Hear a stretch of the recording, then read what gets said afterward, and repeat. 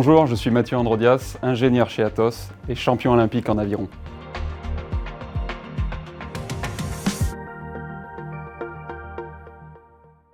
On ne réalise pas tout de suite qu'on est champion olympique en passant la ligne, déjà parce qu'on ne sait pas qu'on a gagné, puis c'est tellement proche qu'on ne se rend pas compte, et puis quand on regarde le tableau d'affichage, on voit qu'on a gagné, et finalement il y a un grand vide. Moi je m'attendais à vraiment une très forte émotion, elle est venue après, quand on a enfilé la tenue de cérémonie, quand le drapeau s'est mis en place et qu'on a vu les médailles arriver.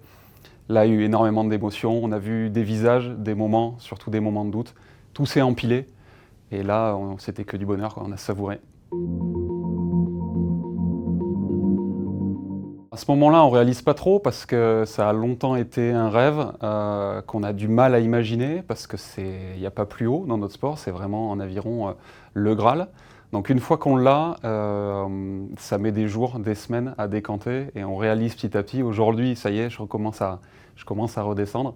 Évidemment, c'est énormément d'émotions parce qu'il y a eu beaucoup de gens qui nous ont accompagnés, qui y ont cru. Et cette médaille, elle félicite énormément de personnes. Il n'y en a qu'une, j'aimerais la partager. Mais on s'est fait un plaisir d'aller embrasser tous ceux qui nous ont aidés sur cette longue route. Décrocher le record olympique, c'est la cerise. On ne s'y attendait pas, on est un sport d'extérieur, donc le chrono dépend énormément des conditions extérieures. Il faut des conditions très très favorables. Là, c'était le cas et on a fait une course super engagée. Le record olympique n'a pas arrêté de tomber tout au long de la semaine. Et au final, on a eu le dernier mot et je pense qu'il va être difficile à aller accrocher.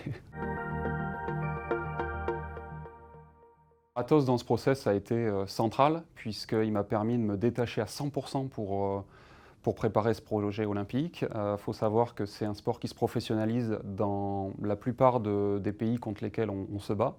Donc il fallait se mettre à un moment donné sur le même niveau d'exigence si on voulait exister et si on voulait vraiment aller décrocher notre étoile. Donc là, ils ont fait preuve de beaucoup d'écoute. Ça, je remercie vraiment les équipes au niveau de Lyon qui ont tout de suite compris en quoi ce projet était exigeant. Et je remercie beaucoup cet engagement d'Atos, puisque sans ça, je pense qu'on n'aurait pas pu aller chercher notre étoile.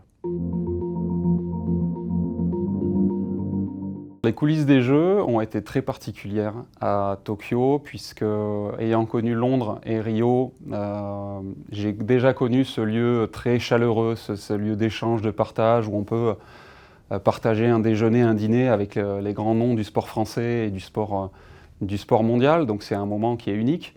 Malheureusement, à Tokyo, on rasait les murs parce qu'on avait très peur du test positif, puisque tous les matins on était testé.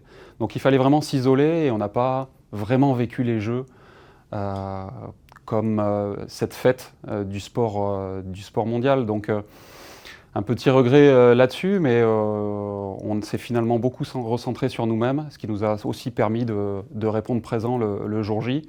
Et les moments de fête, on était pressés de les partager avec les Français, et quand on est rentré, on n'a pas été déçus. Le retour en France, pour nous, il a été vraiment magique. On ne s'attendait pas à autant d'émotions, autant de bonnes ondes, autant de gens qui nous ont dit « j'ai jamais vu d'aviron, je ne connais pas ce sport, mais je me suis levé la nuit. Ça a été une expérience incroyable, merci, mes enfants commencent l'aviron l'an prochain ». Enfin, vraiment des choses qui nous ont vraiment touchés parce que c'était unanime. On a eu vraiment des vagues de bons retours. Sur le papier de mes objectifs, j'ai tout coché, donc il va falloir aller trouver de nouvelles sources de motivation. Il y a encore plein de challenges. Il y a un record du monde qui nous a échappé de peu. Il y a un bateau emblématique de la catégorie qui revient dans la catégorie, qui était championne olympique à Rio et qui revient chercher un titre. Donc ça va être une belle expérience pour nous. Et puis gagner une fois, c'était exceptionnel. Gagner 2 fois à la maison, ce serait historique. Voilà. Personne n'a jamais gagné le double, notre catégorie, 2 fois d'affilée avec le même équipage. Il y a encore de belles sources de motivation à aller chercher. Je ferai tout pour être aligné aux Jeux Olympiques de Paris 2024.